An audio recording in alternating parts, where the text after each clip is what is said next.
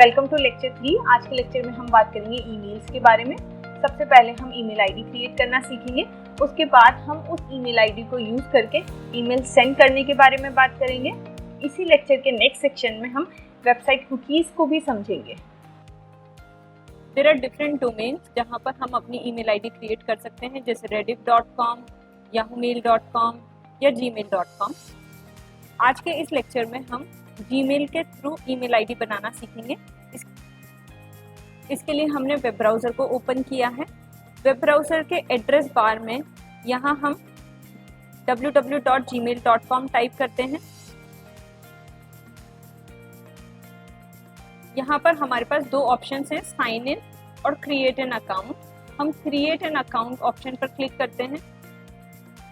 इसके बाद एक फॉर्म ओपन हो जाता है जिसमें हमें रिक्वायर्ड डिटेल्स को फिल करना है। या first name, last name, email ID, G test user test. अगर हम कुछ ऐसी ईमेल आईडी यहाँ पर डालते हैं जो पहले से एग्जिस्टिंग है तो यह ऑटोमेटिकली यहाँ पर एरर शो कर देता है। जैसे कि हमने ये किया, G test user, that user name is taken, try another. ये एक मैसेज डिस्प्ले करता है कि यह यूज़र नेम पहले से एग्जिस्टिंग है, आप दूसरा यूज़र नेम ले सकते हैं। यह यूज़र नेम अभी तक किसी ने भी यूज़ नहीं किया है, इसलिए यह हमें अलाउ करता है इस यूज़र नेम के थ्रू अपनी ईमेल आईडी क्रिएट करना। पासवर्ड,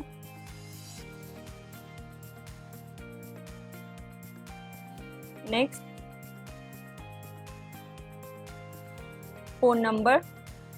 हमने जो भी मोबाइल नंबर यहाँ पर प्रोवाइड किया है उस पर एक वेरिफिकेशन कोड आता है, हमें उस वेरिफिकेशन कोड को यहाँ एंटर करना है। यहाँ हम रिकवरी ईमेल एड्रेस दे सकते हैं, दैट इज़ ऑप्शनल, क्योंकि हम पहली बार ही अपनी ईमेल आईडी क्रिएट कर रहे हैं तो हमारे पास कोई एग्जिस्टिंग ईमेल आईडी अभी नहीं है। हमें यहाँ पर अपनी बर्थ डेट एंटर करनी होती है। जेंडर, यहाँ yes I am in. Privacy and terms, यहाँ पर Google privacy and terms condition show करता है। हम कैंसिल करते हैं तो हम अकाउंट क्रिएट नहीं कर सकते, आई एग्री। और ये हमारा अकाउंट क्रिएट हो गया है। यहाँ हम देख सकते हैं हमारा टेस्ट यूज़र टेस्ट, जो हमने यहाँ फर्स्ट नेम और लास्ट नेम दिए हैं, ये हमारा यूज़र नेम, हमारी ईमेल आईडी का। यहाँ से हम ऐड अनदर अकाउंट कर सकते हैं। अगर हम साइन आउट करना चाहते हैं तो यहाँ से साइन आउट कर सकते हैं। अब हम सीखते हैं ईमेल क्रिएट करना। अगर हमें किसी को ईमेल सेंड करना है तो हम कैसे ईमेल सेंड कर सकते हैं। इसके लिए यहाँ कंपोज बटन पर क्लिक करते हैं। जैसे ही हम कंपोज बटन पर क्लिक करते हैं तो एक नई विंडो ओपन हो जाती है। इस विंडो में हमें यहाँ टू में जिस ईमेल आईडी पर हमें ईमेल सेंड करना है उसका एड्रेस टाइप करना होता है। सब्जेक्ट में हमारे ईमेल का सब्जेक्ट क्या है वह टाइप करना होता है और यहाँ पर हम ईमेल का मैसेज टाइप कर सकते हैं। यह जी टेस्ट यूज़र टेस्ट 1, हम उस पर ईमेल सेंड करते हैं। सब्जेक्ट, यहाँ हम मैसेज टाइप कर सकते हैं। जब हम पूरा मैसेज लिख चुके होते हैं तो यहाँ सेंड बटन पर क्लिक करने पर वह ईमेल सेंड हो जाता है। अब हम चेक करते हैं। यहाँ हम देख सकते हैं गूगल अकाउंट, ये है जी टेस्ट यूज़र टेस्ट 1@gmail.com। जब जिस ईमेल आईडी पर हमने ईमेल सेंड किया है, ये टेस्ट यूज़र, ये फर्स्ट नेम और लास्ट नेम है जो हमने अपने अकाउंट का क्रिएट किया है। जी टेस्ट यूज़र टेस्ट@gmail.com हमारी ईमेल आईडी। यहाँ हम सब्जेक्ट देख सकते हैं और यहाँ पर यह मैसेज है। जैसे ही हम यहाँ पर क्लिक करते हैं तो वह ईमेल ओपन हो जाता है। अभी हमने जो ईमेल सेंड किया वह बहुत ही सिंपल ईमेल था जिसमें सिर्फ सब्जेक्ट और ईमेल का मैसेज इंक्लूडेड थे। बट यहाँ पर हमें और भी ऑप्शंस अवेलेबल हैं, जैसे कि फॉर्मेटिंग ऑप्शंस। अगर हमने जो भी हम ईमेल मैसेज टाइप कर रहे हैं उसे फॉर्मेटिंग करना चाहते हैं तो वह कर सकते हैं। अटैच फाइल्स, अगर हम किसी फाइल को अपने रिसीवर को भेजना चाहते हैं तो यहाँ से अटैच फाइल पर क्लिक करते हैं। यहाँ हमने एक इमेज सेलेक्ट की और वह इमेज यहाँ पर इस ईमेल के साथ में अटैच हो जाती है। नेक्स्ट इज इंसर्ट लिंक, अगर हम किसी वेबसाइट का लिंक देना चाहते हैं इंसर्ट कर सकते हैं। टेक्स्ट टू डिस्प्ले, यहाँ हम वेब एड्रेस टाइप कर सकते हैं। सपोज हम लिख रहे हैं www.google.com।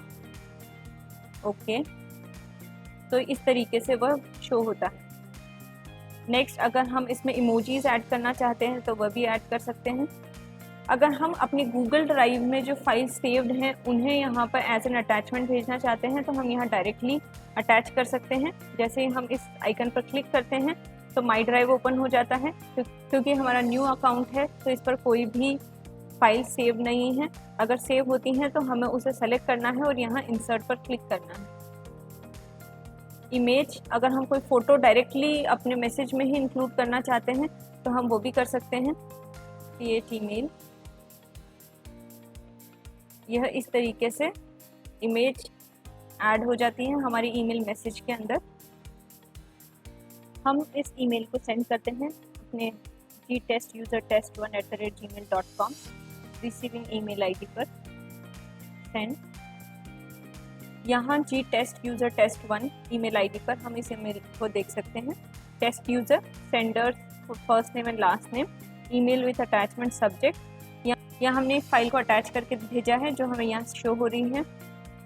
नेक्स्ट, जब हम इस ईमेल को ओपन करते हैं तो यहाँ एक लिंक विजिबल होता है और एक पिक्चर जो हमने इसमें इंक्लूड की है। अब हम यहाँ एक इम्पॉर्टेंट कॉन्सेप्ट को समझते हैं, CC एंड BCC का। CC की फुल फॉर्म है carbon copy and BCC is blind carbon copy.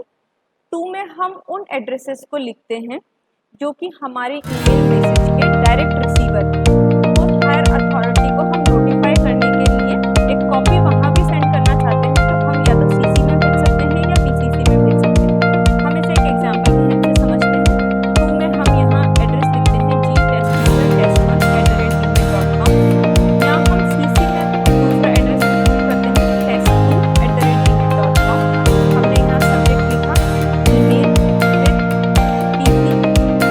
जब हम यहाँ सेंड पर क्लिक करते हैं, यहाँ हमें ईमेल रिसीव हुआ टेस्ट यूजर ने ईमेल में।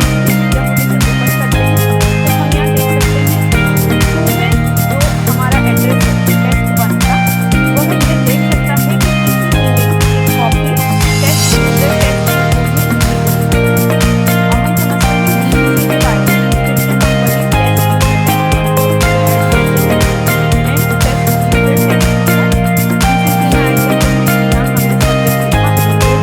BCC के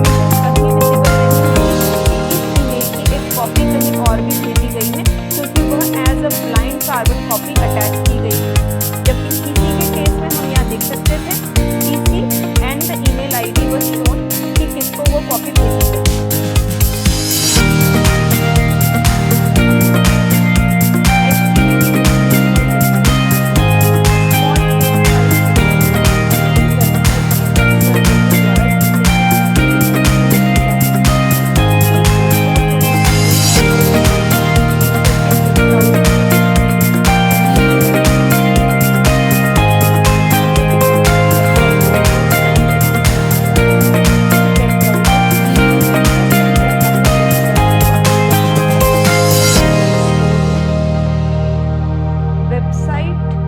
वेब सर्वर उस रिक्वेस्टेड पेज को एज अ रिस्पॉन्स सेंड करता है, लेकिन यहाँ वेब सर्वर सिर्फ रिक्वेस्टेड वेब पेज रिस्पॉन्स को भेजने के अलावा उसके साथ एक स्मॉल टेक्स्ट फाइल भी अटैच करता है जिसे कुकी फाइल कहते हैं। नेक्स्ट टाइम जब फिर से यूज़र सेम वेबसाइट को एक्सेस करना चाहता है तो इस बार यूज़र का web browser web page request भेजने के साथ साथ जो प्रीवियसली स्टोर्ड कुकी फाइल है उसे भी सेंड करता है और वेबसाइट का web server requested web page को एज अ रिस्पॉन्स सेंड करता है और कुकी फाइल में जो भी मॉडिफिकेशन होते हैं उन्हें अपडेट करके फिर से यूज़र के वेब ब्राउज़र को सेंड करता है। हमने कई बार ये एक्सपीरियंस किया होगा कि हमने किसी वेबसाइट पर किसी फॉर्म को फिल किया और नेक्स्ट टाइम फिर से जब हम उस वेबसाइट पर जाते हैं तो लास्ट टाइम दी गई इन्फॉर्मेशन एज सजेशंस उसमें शो होती हैं, या हमने किसी वेबसाइट की लैंग्वेज को अपने प्रेफरेंस के अकॉर्डिंग चेंज किया और नेक्स्ट टाइम जब हम फिर से उस वेबसाइट को एक्सेस करते हैं तो जो पिछली बार हमने लैंग्वेज सेट की थी वही लैंग्वेज में वह वेबसाइट हमें शो होती है। ये सभी पॉसिबल होता है कुकी फाइल की हेल्प से। कुकी फाइल का use user preferences, theme, layout, form fields, session information, shopping cart, game score, इस तरह की इन्फॉर्मेशन को स्टोर करने के लिए किया जाता है ताकि यूज़र का वेब ब्राउजिंग एक्सपीरियंस को पर्सनलाइज किया जा सके। Here is a very important thing about HTTP cookies. HTTP cookie files को सिर्फ वही वेबसाइट रीड कर सकती है जिसने उसे क्रिएट किया है। यहाँ हम इसे एग्जाम्पल से समझते हैं।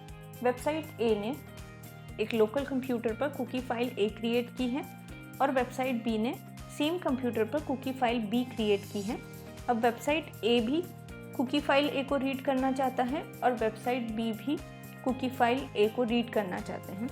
तो वेबसाइट B ने इस कुकी फाइल को क्रिएट नहीं किया है, इसलिए website B is not allowed to read cookie file A, while website A is allowed.